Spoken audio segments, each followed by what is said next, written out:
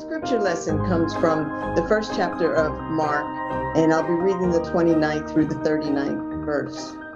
And it says, as soon as they left the synagogue, they entered the house of Simon and Andrew with James and John. Now Simon's mother-in-law was in bed with a fever, and they told him about her at once. He came and took her by the hand and lifted her up. Then the fever left her, and she began to serve them.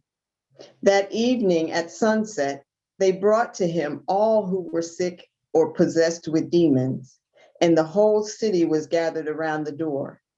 And he cured many who were sick with various diseases and cast out many demons. And he would not permit the demons to speak because they knew him. In the morning, while it was still very dark, he got up and went out to a deserted place, and there he prayed. And Simon and his companions hunted for him. And when they found him, they said to him, everyone is searching for you. And he answered, let us go to the neighboring towns so that I may proclaim the message there also, for that is what I came out to do. And he went throughout Galilee, proclaiming the message in their synagogues and casting out demons. Today, I want to say a few words from the topic, purpose-filled wellness. Purpose-filled wellness. Well, I might as well be transparent today. I would be lying and you all would think I was not being honest with you if I didn't admit that this was one of those sermons that is just as much for me as it is for anybody else.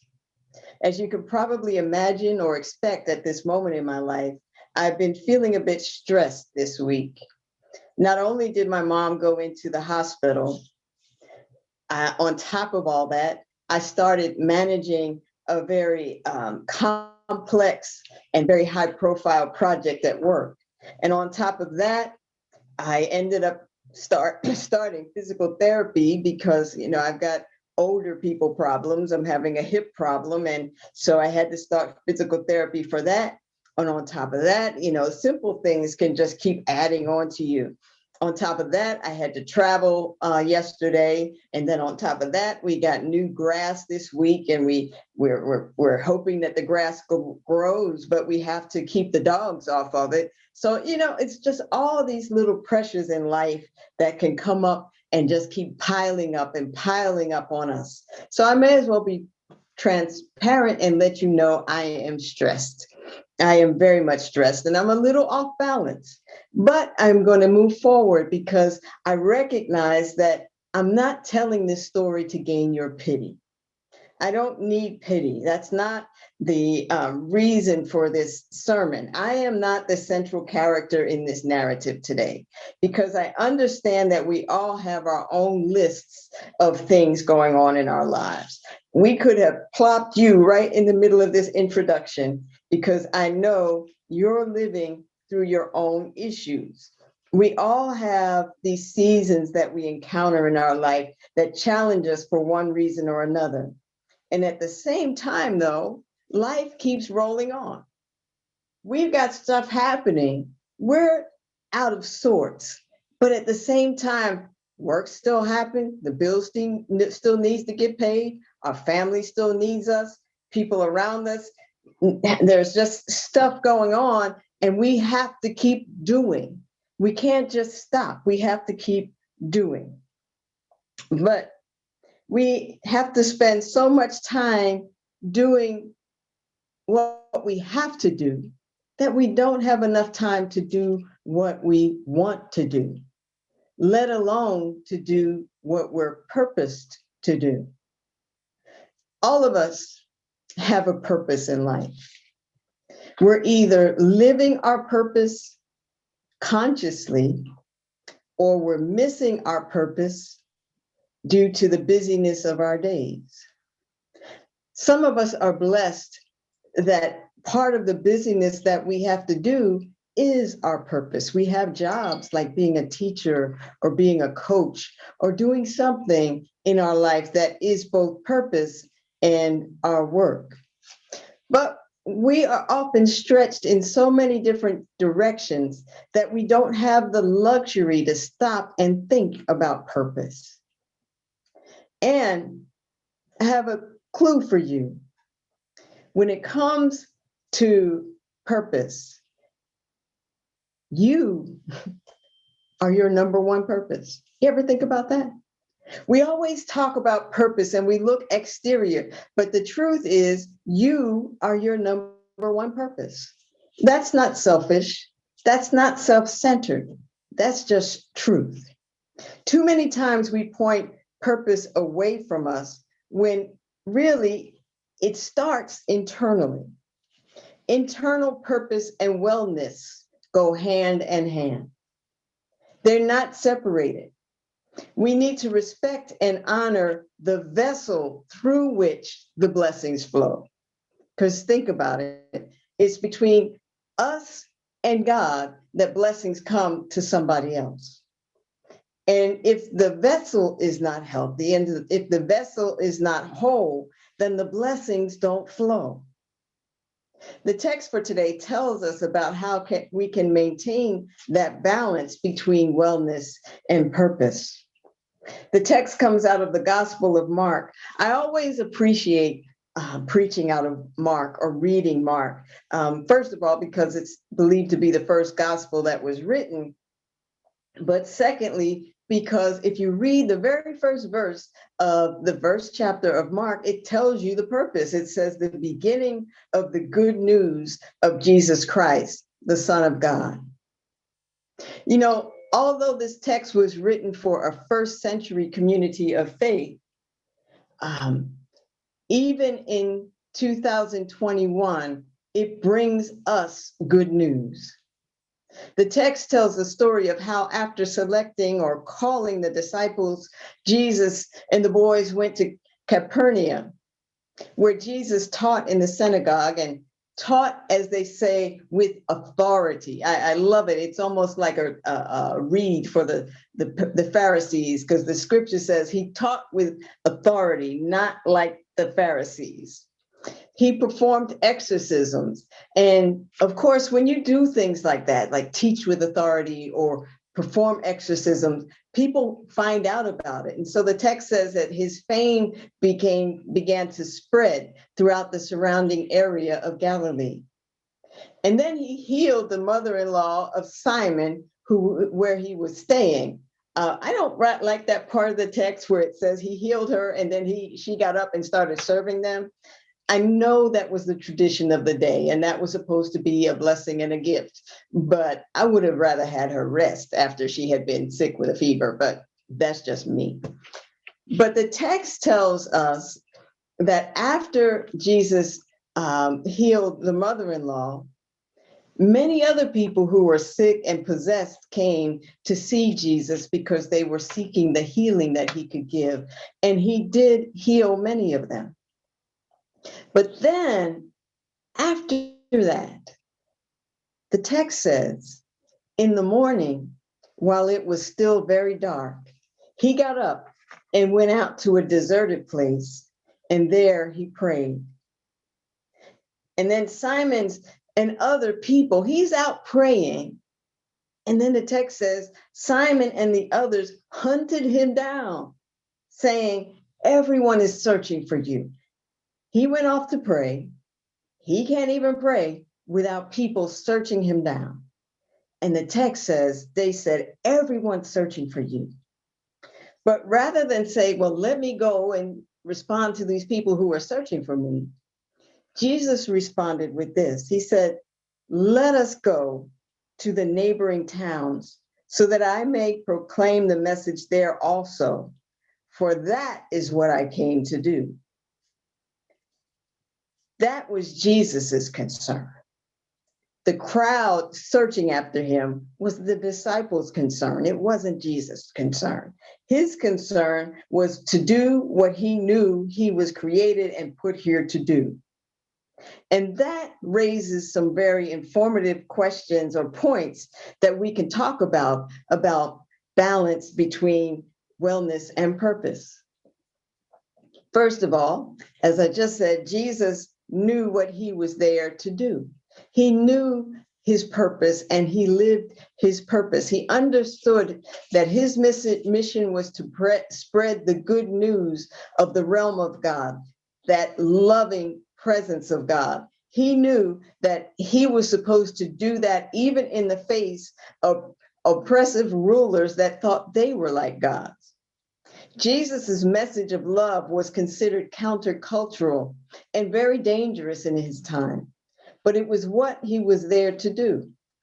He was not called to be a local rabbi and stay in one town. He was here to reach the whole multicultural world of his day. You and I need to know even ourselves. We need to know ourselves enough to know what's important to us. What's important to us on the inside, not what's trendy, not what's popular, and not even what's easy. We're here to understand what our purpose is and then to live from that space. Always come back to that space and not be swayed by what everybody else wants, not swayed by their boundaries and not swayed by their thoughts of what you ought to be doing. Jesus knew and lived his purpose. That's number one. But number two, we can learn from this text that there was a rhythm to Jesus's life. And that rhythm enabled him to stay on task and not quit or lose his mind when things got crazy and things got busy. That rhythm of Jesus's life was work, rest, and pray. Work, rest, and pray. He met the needs of the crowd with his message and he did the healings. But you know what? Healings and message, talking to crowds of people and touching many people, that's some draining work. But he was willing to do it. Even with all the opposition against him, he was willing to do it. Even with all the people pulling at him, he was willing to do it. But although they may not have used this term in that day, wellness was important to Jesus. It was central to his life. It was central to his willingness and his ability to live and do his purposeful work.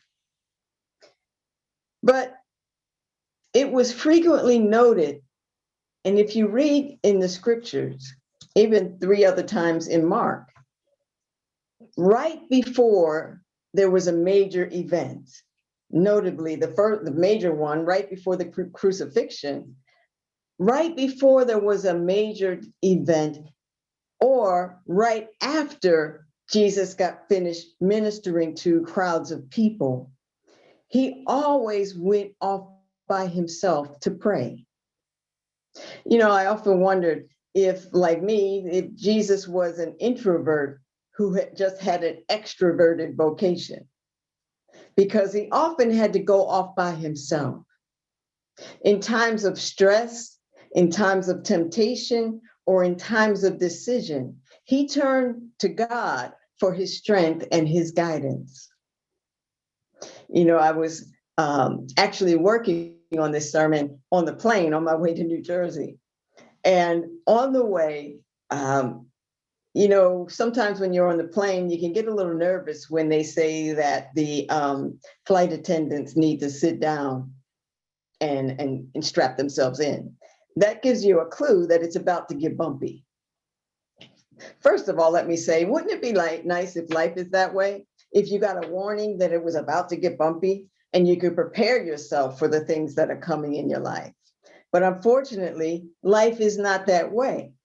But what we have to do is have things in place so that when the bumps come, we have some way to respond. Because when that when the flight attendants had to strap themselves in yesterday, and then when it started to get a little rocky on the plane, I was able to pull up a prayer. I just started to pray. I put away the sermon. I put away everything that would make me sick to my stomach if I saw it jumping around. And I just started to pray.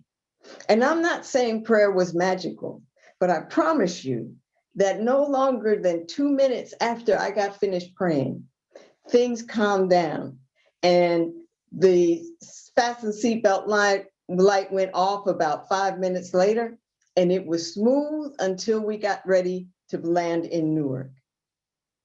Where do you turn when times start to get rough in life? Where do you turn when the seatbelt sign goes on in your life?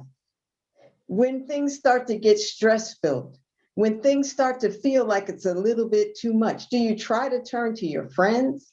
Do you try to turn to your family? Those are good places to go.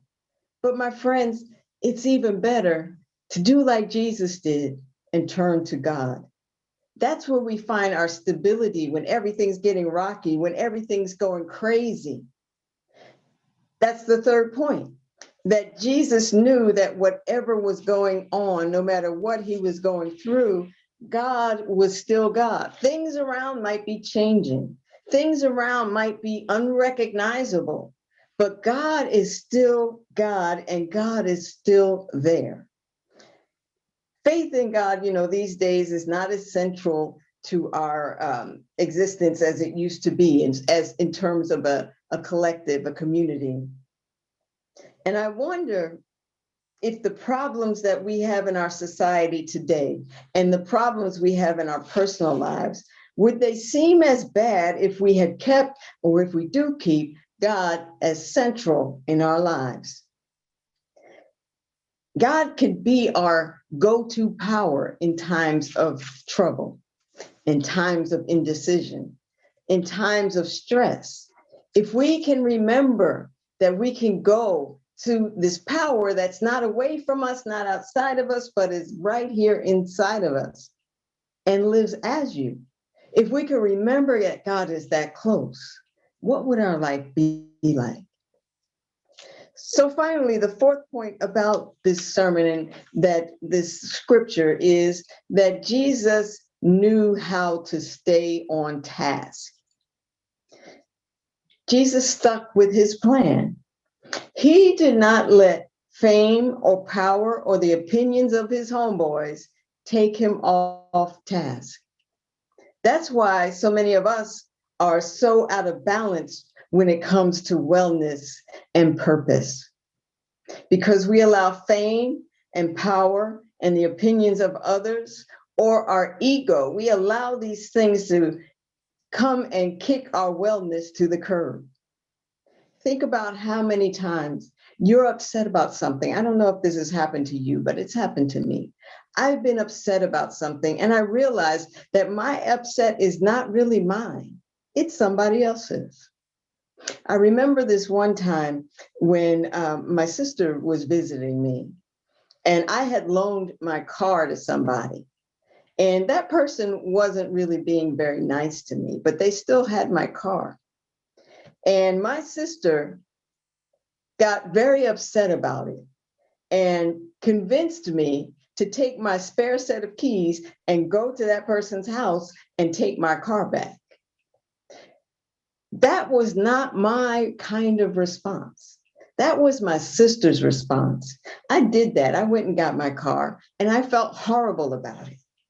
Not that something didn't need to be said, but I didn't need to do that particular action in that way. I took the car back and then had a conversation with the person about how I felt they were treating me. And then we moved on from there. But think about how many times in your life you have done things, we have all done things that weren't based really on who we are on the inside. When those things happen, we get out of balance. When we allow somebody else's viewpoint to cause us to get out of alignment, we get off balance. We get out of balance and out of alignment when we commit. We commit to do everything for everybody else. We lose our real power because our energy gets dispersed because we've overcommitted. Somebody wanted us to do that. Somebody wanted us to do this. And we think we have to do it all. No, because when we do, we get drained. We don't function well when we're physically exhausted, or when we're mentally drained, or when we're sleep deprived. We do not live in our real power when we give it all away. You know, maybe it's time to have a long sit down. You ever sit down with your own ego and honestly sort things out? Because sometimes it's our ego or this sense of being a savior for everybody else. Sometimes it's that that's killing us, and it's that that's keeping us off purpose. Sometimes we have to learn to let some stuff go. I remember years ago when I was living more in public as Reverend Kathi, you know, showing up at events as Reverend Kathi and trying to do it all as Reverend Kathi. When I had a full life with a job and, you know, didn't have a family at that time, thank God, because I would have worn out my family and my wife would have been gone. But I tried to do everything for everybody. But there was this one day I was going to a funeral, and it was a funeral for somebody who was pretty prominent in the gay community in Atlanta. And I was worn out. I was tired. I didn't want to do it. And I was sitting in the parking lot of the church, and something came to me and said, you know, first of all, the person's dead. They don't know whether you're there or not. You're not going there out of some honor for them. You're going there because you think the community expects you to be there. And I heard myself. I had a conversation with myself in that parking lot, and I recognized it was my ego, or the Reverend Kathi persona that was going to that funeral, not the me that cared for that person. It was not that, because that person knew I cared about them, but they were gone. There was no need for me to work myself to death so that I'd be the next one gone. So what I did was I turned the car around, went and got some Jamaican food, went home, and took care of myself. We have to do that sometime. We have to let go of some stuff. On my way here, I looked at my purse. It was heavy because I knew I had to carry my backpack and my rolling bag. I knew both of those things had to go with me. And so I emptied out my purse. It didn't make a big difference, but it made a little difference. I figured if I empty out my purse, my load wouldn't be as heavy and I'd be able to travel a little bit lighter. And that's what I did. And that's what we need to do. Some of us are weighed down with stuff we don't need to carry. And we can't move, we can't fly, we can't travel, we can't do because we're so weighed down. You can't fly with all of this stuff that's not your stuff and that's not necessary. We have to let things go, sit down, take inventory of our lives and see, is this part of my purpose? Is this part of who I really am? Is this what God created me to be about? If it's not, get it gone. It needs to go. It may be just like you, it may be an ego piece that we're hanging on to because it's an identity that we think and thought we need to live into. You can't fly with excess weight. You just can't do it. But once we do the inventory and once we take some time to figure out who we really are and what's really important to us, then we'll have an opportunity to give the world those unique gifts that we were meant to bring, because we're doing it from a centered and well place, spiritually well, emotionally well, physically well. Some people are uniquely blessed to be able to do their work out of their purpose every day, like teachers or other professions. And some of us are able to preach, and some of us are able to be a good parent. Some of us are able to be a good child. Some of us are able to be creative because we found what's important, what really matters, who is the real us. But in order to continue to live well in that space of purpose, we have to put some filters in place. I was reading from the National Wellness Institute. They had 3 questions, and this is for organizations. But if you listen closely, you might hear how you can adjust it and make it to be about your life. But for working with organizations, there are 3 questions they have when organizations are trying to figure their priorities, their purpose. And the first one is, does this help people achieve their full potential? And the second is, does it recognize and address the whole person? And the third one is, does this affirm and mobilize people's positive qualities and strengths? My friends, I think we could all use to create our own filters on wellness and purpose. What is it that helps you live out your purpose in a way that makes it a blessing for someone else, but also allows you to be well in the process? Do we need to shut off the phone sometime? Do we need to say no sometime? Do we need to do like I did with my purse and sit down and take an inventory and say, do I need this? Is this going to bless somebody? What's the cost to me? Some of those questions might seem selfish, but they're not. Because you are in this world to live out your purpose. And you can't do it if the vessel is not healthy and is not whole. Remember, I said we have an internal purpose because you are purpose number 1.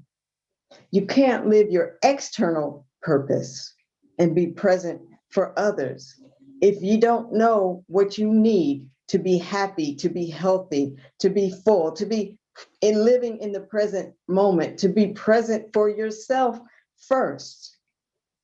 You know, that's another thing that I remember from the plane yesterday. You know, right before they taxi out, or while you're taxiing, they show you this video. And on the video, they give you the instructions that you need to know where the exits are on the plane. And then after that, they show you this thing where the masks fall down. And they tell you, you have to put the mask on yourself first before you can put the mask on anybody else. My friends, you have to take care of yourself first. You have to be purpose number 1.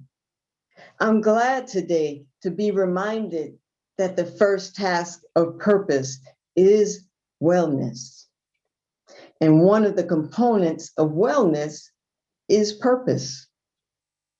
We feel better when we're healthy enough and centered enough to contribute to the well-being of others and the well-being of ourselves. Well-being is about the combination of our love for what we do each day and the quality of our relationships and the security of our finances and the vibrancy of our physical health and the pride we take in what we have to contribute to our communities. And most importantly, it's about how these 5 elements combine. That was a quote by Tom Rath. But I believe in that quote because we are here to live our life in balance. Jesus in this text taught us that yes, you have a purpose and yes, you have work to do, but you got to take time to rest. You got to take time to get away from that stuff. And then you got to take time to pray so that you can be charged up, so you can be rejuvenated, so you can be filled with some love and something that you can bring back to this world. My friends, that's how we live purpose-filled wellness. Thank you for listening.